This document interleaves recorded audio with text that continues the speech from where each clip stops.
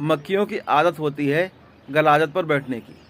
अगर कोई शख्स उस गलाजत को साफ करना चाहे तो मक्खियाँ उसका वहाँ पर खड़ा होना दुश्वार कर देंगी।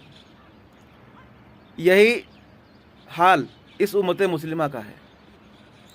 इसके अंदर फ़िरका वारियत की गलाजत इस कदर फैली हुई है कि उसको साफ करना मुश्किल ही नहीं नामुमकिन हो गया है, क्योंकि इस कौम के आलिम उस गलाजत पर मक्खियों की तरह चिपके हुए बैठे हैं। अगर कोई शख्स उस गलाज को साफ करना चाहे तो ये उसके ऊपर चिपट जाते हैं, यानी उस गलाज को छोड़कर उस इंसान के ऊपर चिपक कर बैठ जाते हैं। लेकिन इस बार ऐसा नहीं होगा। मैंने इरादा कर लिया है कि मैं इस गलाज को साफ नहीं करूँगा।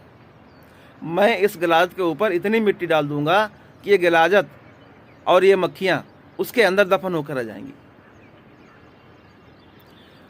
मेरे दिल में कई बार ख्याल आता था कि आखिर वो अंबिया के वारिस कहाँ हैं, जो हकीकी अंबिया के वारिस हैं, जिनको अल्लाह का कुर्ब हासिल है, जो जिनके कांधों पर इस गलाजत को साफ करने की जिम्मेदारी है। आखिर वो कहाँ हैं? वो इस गलाजत को क्यों नहीं साफ कर पा रहे हैं?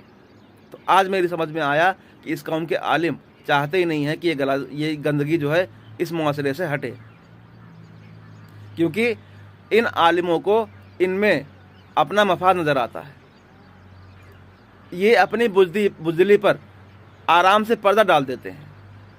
इस फ़िरका वारिद के पीछे इनकी बुज़दिली और इनकी नाकामी छिप जाती है।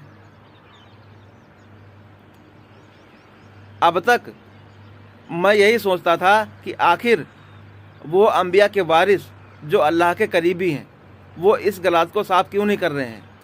तो इसकी वजह सिर्फ यही है कि उनको वहाँ पर टिकने ही नहीं दिया जाता है। इन मक्खियों की भिनभिनाहट उनको वहाँ पर रुकने ही नहीं देती हैं। इसी वजह से वो इस मुआशरे को छोड़कर कहीं अलग चले गए और इन फ़िरका परस्त आलिमों ने उनके यानी जो है बाहर जाने का सबसे आसान तरीका बता दिया कि ये जो है अल्लाह के बंदे जो होते हैं, मुकर्रब होते हैं, जो नेक होते हैं, उनका काम ये होता है कि वो अपने जो है जंगल में जाकर कहीं अपना अल्लाह अल्लाह करने लगते हैं। ऐसा हरगिज़ नहीं। वो अपनी मर्ज़ी से नहीं जाते हैं, वो राजी मर्ज़ी से नहीं जाते हैं। उनको मजबूर कर दिया जाता है, तब वो मुआशरे को छोड़कर यानी माहौल को छोड़कर अलग चले जाते हैं।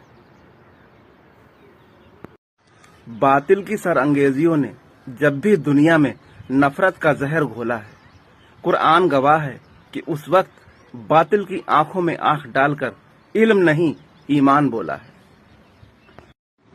कोई ये न समझे कि मैं मुद्दे से भटक जाऊंगा। मैदान में उतरा हूं मैं कबाब में हड्डी की तरह। मैदान में उतरा हूं मैं कबाब में हड्डी की तरह। नजरअंदाज करोगे तो हलक में अटक जाऊंगा।